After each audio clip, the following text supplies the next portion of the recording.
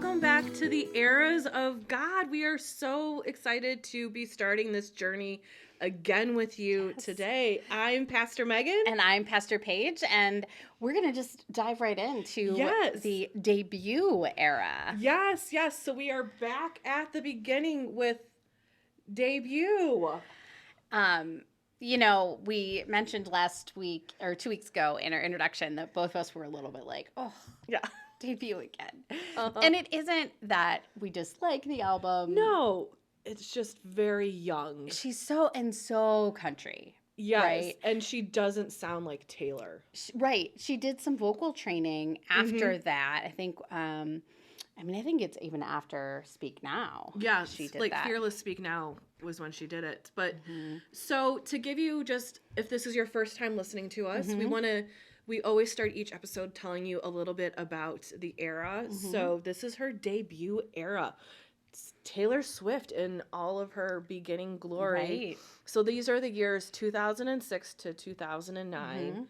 And the color, there is a color that goes with each era, is green. But like sort of like a teal, seafoam, blue-green type of green going on. Yeah. So sort of a muted green color. Yes. Very pastel-y, very young. Right. I mean, so she was born in 1989, right? So this album represents the time she was 17 to the time that she was 20. Yeah. And what a time to have your journal essentially published, right? Yes, like to everyone to hear it. And as we think about this and relationship to God, we're starting at some of the earliest writings about God, right? Yes. So the Bible, I think we mentioned this before, but I'll probably repeat it in every episode, is people working out their understanding of who God is. And so we're also going to take our Taylor Swift lyrics and see, are there any on a particular album that describe who we think God is? Yeah. So we'll start there. Megan, what verse or lines did you feel like describes God for you? For me, so I thought of when I started my relationship with God. Okay. And that's how I think I'm going to think of each album is what was my relationship with God during this album? Oh, okay. Or at this age, because 2006, 2009, I was not even close to being in ministry yet. Right. Was still in college. And still very young in my faith. Right. I was in my early 20s. So that's how I looked at it is, my relationship with God at that point was very young. Okay. It was very much, still very new. I'd been a Christian my whole life, but it was still very, this is new to me. And, figuring out who I am in college as a person of faith. And that was something you didn't talk about. Right. So the song that as I kept hearing it the last week, couple weeks, was A Place in the World. Okay. Specifically the lines, I don't know what I want, so don't ask me, because I'm still trying to figure it out. Don't know what's down this road, I'm just walking. And then part of the chorus is, I'll be strong, I'll be wrong, but I'm just a girl trying to find a place in this world. And I think that's very true of who I was at that time. I don't know what I'm going to do with this degree. Right. I have a dream of what I think it's going to do, but I'm still trying to figure it out because I'm 24, but I'm going to be strong. I'm going to get this super wrong, but I'm just someone trying to find their place in this world and, know that God's going to be walking alongside me in that. So that's how I did it. Okay. Yeah. So what about you? So my verse is a little snarky because I'm a little snarky. And I was thinking more about who I understand God to be even now.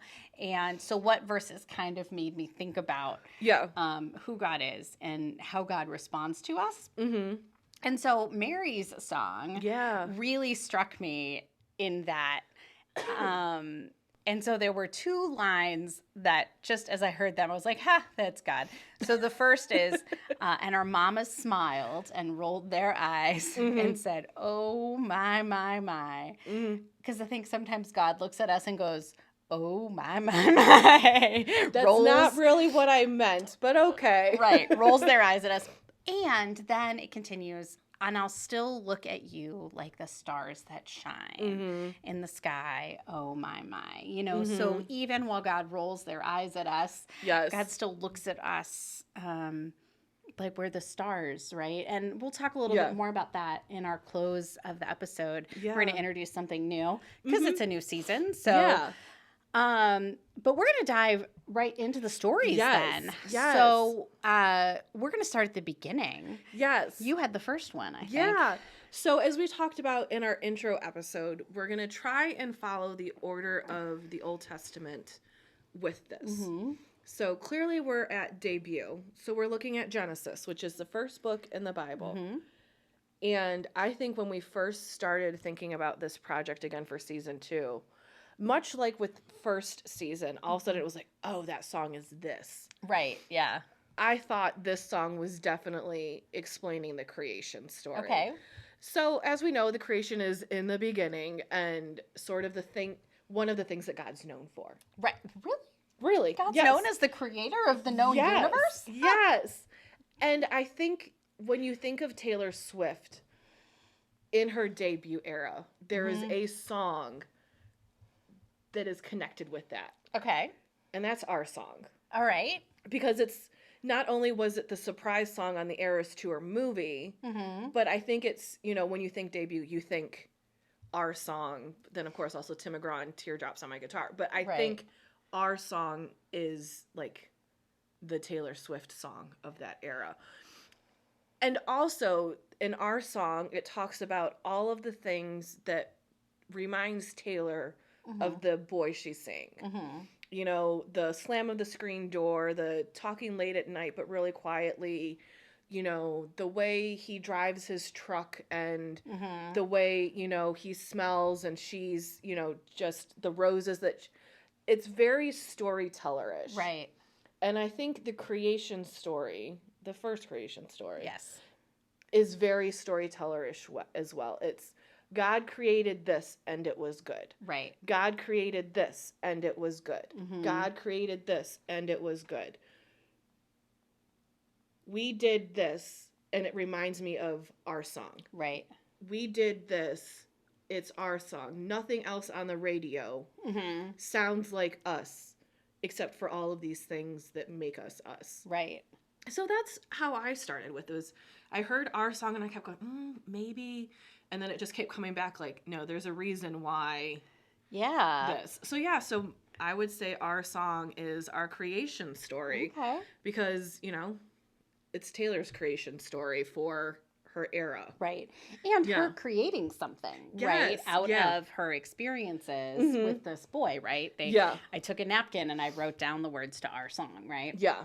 Yeah. I love that connection. Yeah. Yeah. I love that the first creation story. It's poetry and it's beautiful. Yes. And that's really how she writes as well, is that she has such beautiful poetry. I know we talked about, you know, first season about this is what she does, is she writes the poetry. She writes in her journals and, you know, this is her version of the creation story. Right. Yeah. It's the creation of this moment in time with this person. Right. Yeah. So we've been mentioning the first creation story. Yes. Yes. Why is that, Paige? Right. So there are two different stories of creation. They often get like shoved together. Yes. And some of that is the way the Bible was edited. So the first creation story is the first chapter through the first couple of verses of chapter 2.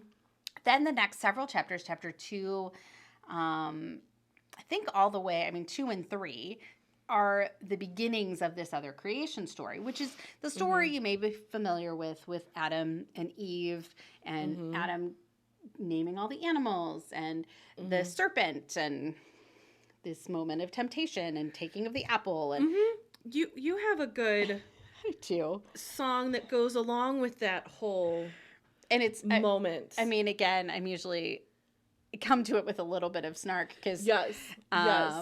this story as a woman and a woman in ministry gets a little frustrating because Eve gets all the blame. Yep. Adam didn't tell her they weren't supposed to eat from the tree anyway. I think that the song I picked for that moment is God's voice, and it's you should have said no. Yes.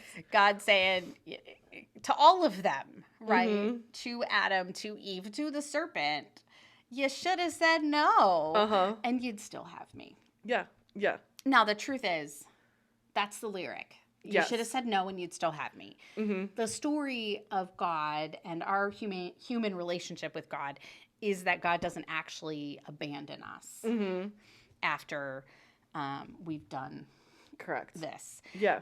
One of my favorite retellings of this creation narrative is from the Children of God Bible, Yes. which was put together by Desmond Tutu. And the end of it, it's that God sighed, but God never left them. They left the garden, but God never left them. Yeah. So, and that story continues, right? Yeah. Yeah.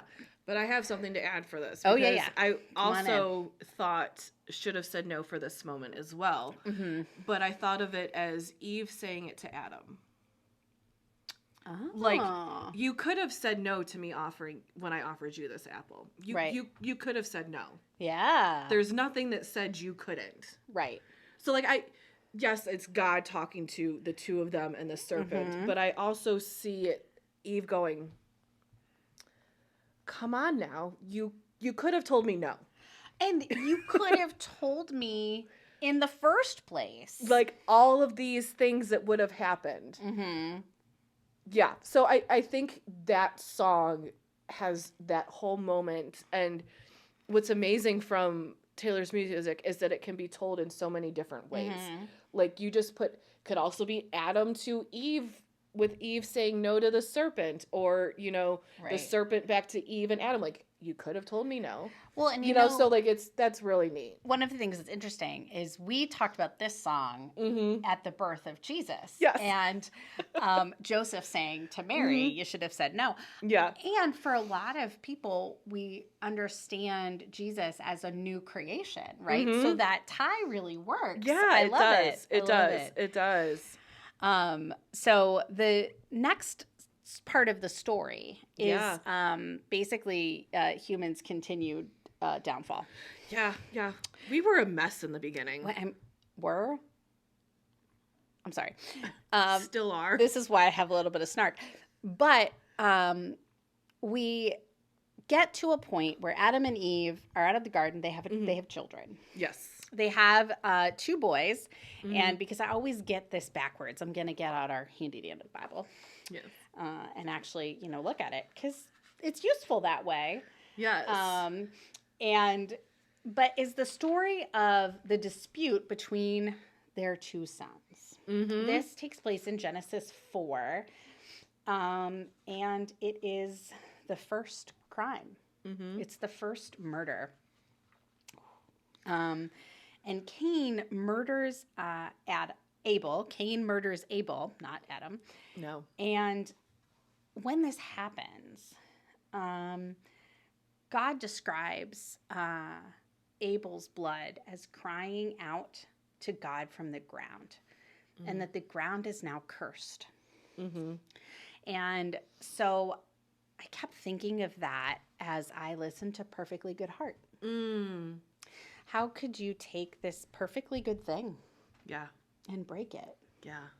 And so I suppose that could also go with the moment in the garden. But yeah, but definitely that's a Cain and Abel moment. Yeah. So they God saying to them, like, you took something and broke it. Oh, you took one of my beautiful creations. And broke it. So that was another tie. And, so much of this album, and many of our albums, are about heartbreak. And a part of what people try to work out in Scripture is when things happen that are negative, what's God's response to them? Yeah. And generally, for me, I think about God being heartbroken in those moments. So I think that's the other reason for that tie. Yeah, and I think, you find in the Old Testament a lot more of how God's feeling. Mm-hmm. We see a lot more of God's reaction to the things that we as people are doing. And that's sort of how we can see that God is still the same God in the Old Testament and the New Testament, but it's just different. Well, and people's understanding of God Yes, changes. has changed, Mhm. but definitely very much in the beginning. It almost seems like God is a person walking amongst them and Right. just saying, why did you do this? You took something I created and you destroyed it. Right. And now because of that, your land is now cursed for Mm-hmm. millennia. Right. You know, like not that long, but like a long time. You know, Mhm. he sets off a chain reaction. Right.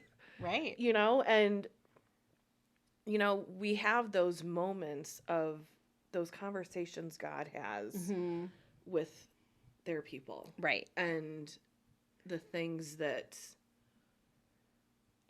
shows us that our actions do have consequences. Right. And I think for people in the time that this was written, Mhm. right, they're really trying to work out. We can look to science to understand why certain things. Yeah. But the people then didn't have that understanding. Yeah. And so they look to divine, to God, Mhm. to try to make sense of the world. Yeah, and I think something else that I know I preach on a lot is we know how everything ends. Mm-hmm. We have the benefit of knowing what happens next. Right. Them back then did not. No. It was on a hope and a prayer Mm-hmm. that things were going to work out. Right. And that this prophet that they're talking about is going to come. Right. Well, and even at this point, it's Mhm. are we going to have enough food? Are we going to, right? Like Yeah. these are early people Mhm. who are, struggling to figure out what it means to be people. Yeah. Right? Yeah. Very, very early. They figuring out everything, figuring out life. Yeah. Yeah. The next story that we come to in scripture is one we both picked several songs to tie Yes. with. So do you want to tell that story briefly? Yeah. So the next story that sort of happens is the flood. Mm-hmm. Is God coming to Noah and saying, I'm going to make it rain. Mm-hmm. And not to make it rain that's fun, but like the rain that is sad and depressing. If you live in Ohio, you've known the sad, depressingness of the weather. Right. But imagine that for 40 days and 40 nights. And nonstop. with the intent To wipe out right everything. creation. Yeah. And so it's build an ark, Mm-hmm. which then makes me think of not a Taylor Swift song, but God said to Noah to build him an arky. And this, right, the story of the flood is like a children's songs, Yes, right? yes, like, yes. It's a song, a story that is, I mean, we had joked when we planned that Perfectly Good Heart Mm-hmm. could also go with the flood, right? Like, Yeah. how could you do this to a perfectly good Yeah, earth, right? yeah. Like, Yeah. So my first song mhm. that I thought of was not so much Noah or God singing it Mhm. or saying it, but more so the people that did not heed the warnings from God, from Noah, from Noah's family, from watching the animals walk onto this ark. And that's the outside. Mm. And really just because they're on the outside looking in and realizing, oh, we screwed up. Right. Oh, maybe Noah wasn't as crazy as we Oops. thought he was. Right. Huh. Oh, wow, it's getting really wet. Right. Like- Ooh, the water's getting very high. Yes, they did not teach us how to swim. Like, Right. oh no, there's no more food and no animals for us to kill to eat. So to me, the first time I heard the outside, I was like, aw, that's everyone else. It's not on the ark. This shouldn't be so funny, but it is. But it is because, like I said earlier, we know how this all ends, which then leads us to a beautiful song. Well, I want to go to the other one Okay. first, which is my song about God Yes. coming into this is Picture to Burn. Yeah. I mean, it is a beautiful song, but not the beautiful song I was thinking. No, you weren't. You know, as I was listening to it, I was like, oh, you're just another picture to burn. Like, oh, Uh-huh. you're just another planet to flood. Like, Yeah. Yeah. I mean, for this moment, right, God is saying, I got to start over. I got to start from scratch. Some things didn't go the way I hoped they would. Let's hope the second draft is better. That's right. Right. I mean, we've done that with recordings, right? Yes. Copy, paste. Right. Control V. Yes. And like, oh, that didn't work. We're just going to start over. Yeah. Do you want to delete? Yes. Yes, we do.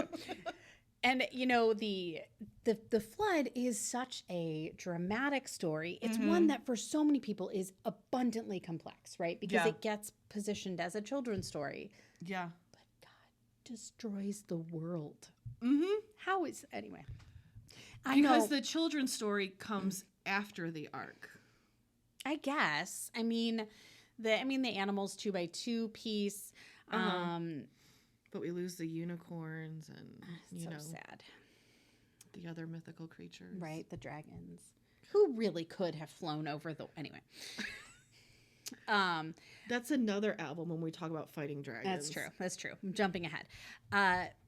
But Picture to Burn for me really is one, right? It is that like scorched earth, like Yeah. I'm done. Yep. Done. Yep. And I think God did feel that way, right? Like people had gone so far from who God had hoped we would be. Our behavior was so abhorrent. I mean, Cain kills Abel, right? Like we have the brothers who kill each other. We have the There's earth. so much destruction. Right. And that's covered in a very short couple of chapters. But it's in there. Genesis, but it's there. But the reason, right, it gets played as a children's story is the end, where God makes a covenant with the people to never flood the world again and places in the sky the bow or the rainbow. And so this is the beautiful song you were thinking of. Yes. When I was listening to the album last week, as I listened to Tim McGraw, which is decidedly not my favorite song on this album. No.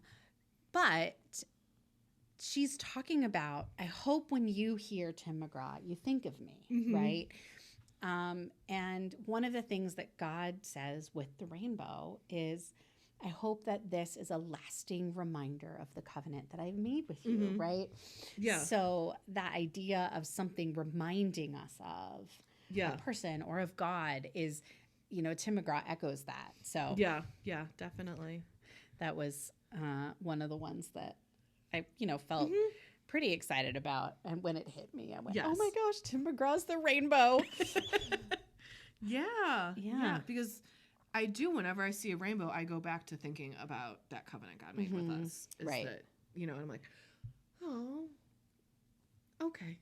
Yeah. Yeah. I'm not going to complain about the rain too much this time. Right. Because at least there's a rainbow, right? Yeah. And remembering that, God did make this promise to us and that God wouldn't destroy the world again and that God would try instead to fix it, to help it improve and be better. And God continues to do that for me.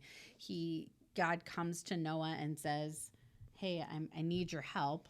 I need you to do this thing. And then throughout the rest of Scripture, until Jesus, God continues to invite people into the story and into the action of making the world closer to what God hopes it will be. Yes. One of those people after Noah is Abram. Yeah. Abram is a fascinating story. His story and the story of his descendants is basically where we go from here. Everything from here on Is Abram. is Abram's story. Stems from Abram. Right. And there's a moment in the story with Abram where he is told to leave his father's house and go to a new place. Y'all, that didn't happen then. Yeah. That wasn't a thing, right? Like, individuals stayed in their family grouping, in their tribe, in their clan, whatever language. They wouldn't go to a new place and start a new thing. And God asks Abram to do that. And so I thought about your personal verse song, right, for that, which is The Place in This World. Yes, which I think is also just a beautiful song for everyone that is told that they need to leave their families. Because you find that a lot in the Old Testament is, you need to go and do this, but you need to leave your comfort of home. Right. You need to leave what you are used to, what you know, and go and make your place somewhere else. Right. Because, you don't even know what's coming. Right. Because I think one of my favorite things with Abram is when he's sort of doubting God, and God just goes, your ancestors are going to outnumber the stars in the sky. And it's just like, because Abram and his wife couldn't have kids. And then it was like, but what do you mean this is going to happen? Like, so leave, and you are just, there is so much coming. Right. So much. And so much you don't know, right? Yes. And I think God inviting Abram in is amazing. And it leads to everything else that comes. I mean, even in the story of Jesus, you find, and in other parts of the New Testament, where they're calling back to Abram. And this is Abram's foundation. Yes. Abram is considered the foundation of 3 of the world's largest religions, right? Christianity, Judaism, and Islam. Yeah. And that comes out of a woman named Hagar who has Abram's child, who we'll talk a little bit more about, I think, in a future season. Yeah. So we've got plans, friends. Just like God had plans for Abrams. Yes. We have plans for you. And us. And us, right? So many plans. So we talked a lot in the first season about track 5. And this is going to make sense as a transition in a moment, friends. But Megan, what's track 5? Okay, so track 5, it happens on every single one of her albums. It has a very specific meaning. It's usually the most emotional tearjerker. It's a vulnerable song. It usually is sad and a heartwarming story or heart-wrenching rather, not heartwarming story about Taylor's past, usually about one of her relationships or emotions or anxiety in life. Okay. And we see a lot of that on future albums and episodes. Episodes is where I was going, but we do see that in future albums. And so last season, we tried to figure out what Jesus' story went with the track. And I think how we're going to look at track 5 for the eras of God is there a chapter? Is there a verse? Is there a book? Is there an Old Testament person that goes with this? Or how is God relating to this song with everything that's going on? Right. So we're sort of giving ourselves a little bit more liberty on this because we have a lot more to work with. Right. Which is wonderful. But I can also see us going down rabbit holes at times. Never. Not us. Never. No. So the track 5 from Taylor Swift from Debut is Cold as You. And as we were talking about this and you said, I don't think we can get to this story. And then you said the song that went along with the story. And I was like, Paige, that's our track 5. That's our track 5. And the story that goes with it is completely a track 5 story. Right? It is. It's a story of immense change, of deep emotion, and probably like some of the track 5s, it's deeply misunderstood. Yes. Right? Yeah. And this is a part of Abram's journey. Mm-hmm. And Abram and his family end up in these two cities called Sodom and Gomorrah. Mm-hmm. And in those cities, some really bad stuff happens to Abram and the fam and the women Mm-hmm. in particular. And God destroys the cities. Mm-hmm. When I think about God's ability to destroy, Mm-hmm. God's willingness Mm-hmm. to destroy, Yeah. I've never been anywhere as cold as you, right? Yeah. Like when we think about God in the Old Testament, it's so easy to say God is vengeful, Mhm. vicious, Yes. Heartless. heartless, right? Yeah. And cold as you captures that. Mm-hmm. And Sodom and Gomorrah is a story, again, that it's in Genesis chapter 19, Mm-hmm. and it is deeply misunderstood and honestly misused. Yeah. And we can't talk about this without going there, right? No. Yeah. In Sodom and Gomorrah, Abram's daughters, I think I'm going to get this right, are raped by the men Mm-hmm. of Sodom and Gomorrah. And I think the sons. All right, now I got to go back to the trusty Bible. Yes. In Genesis chapter 19. This is not a story that we preach. This is not a No. story that we talk about, but it's a story that a lot of people know, right? And a lot of people reference it for any Mhm. way to hurt people. Right. So it is, it's not the girls that are harmed, as I recall now. I believe that it is the men because they wouldn't give them the girls, Mm. I believe.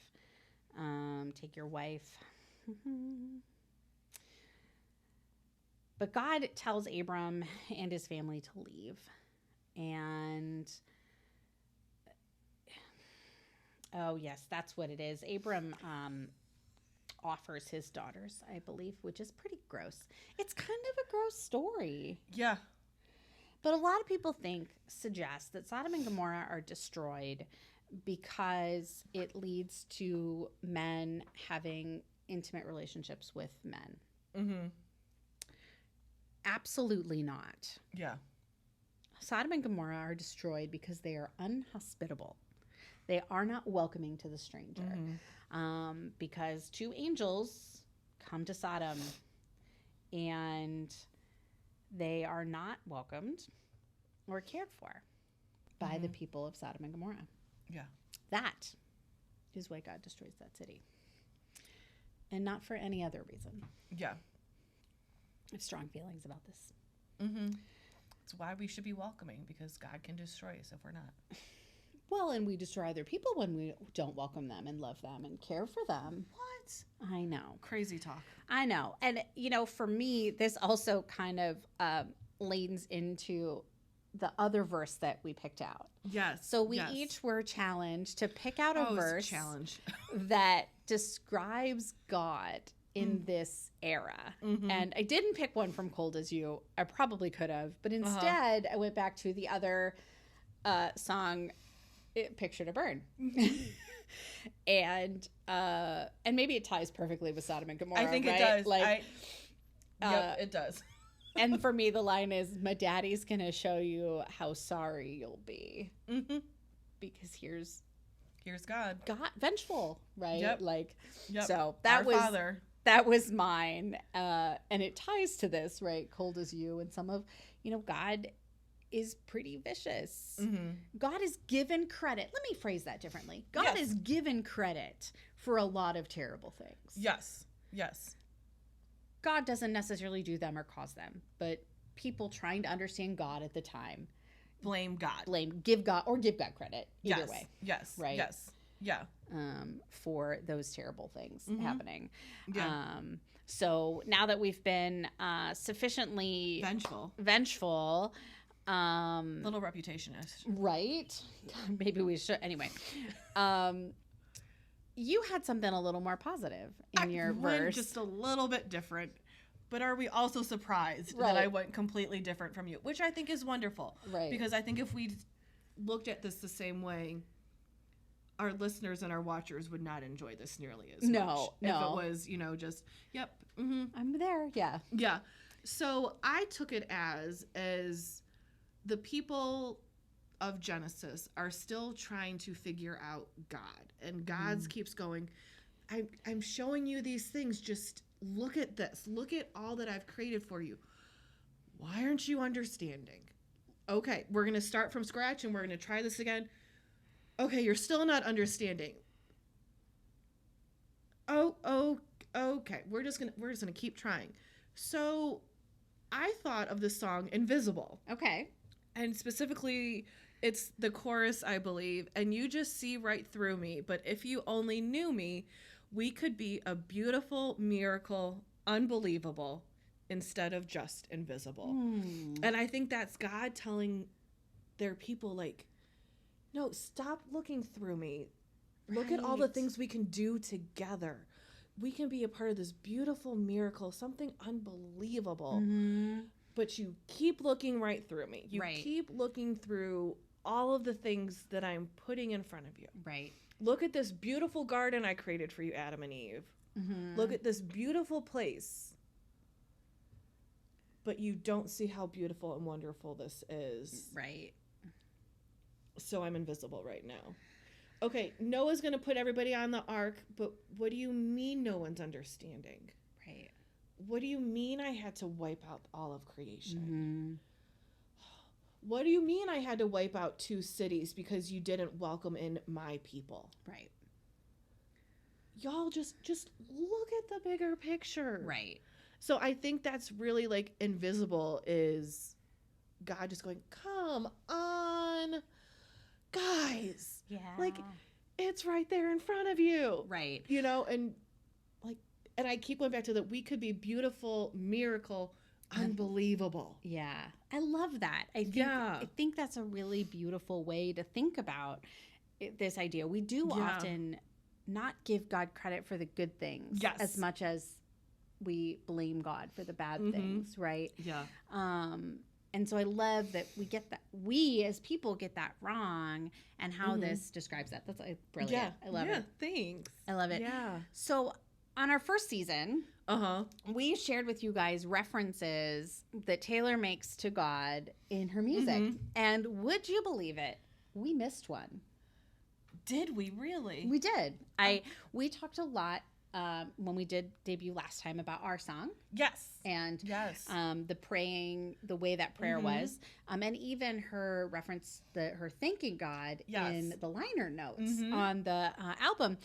Well, there is a God reference in Tim McGraw. What? I know. How did we miss it?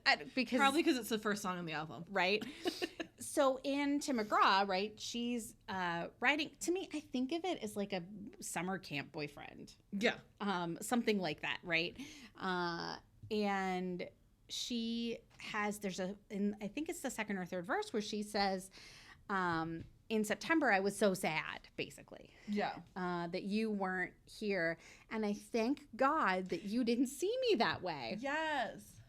And we just completely missed it the first time around. And I'm We did. sure that's not the only one. No. So again, we find her very thankful, thanking God even for something Yeah. negative, Yeah. and finding sort of the silver lining, as it Yes. were, Yes. in that.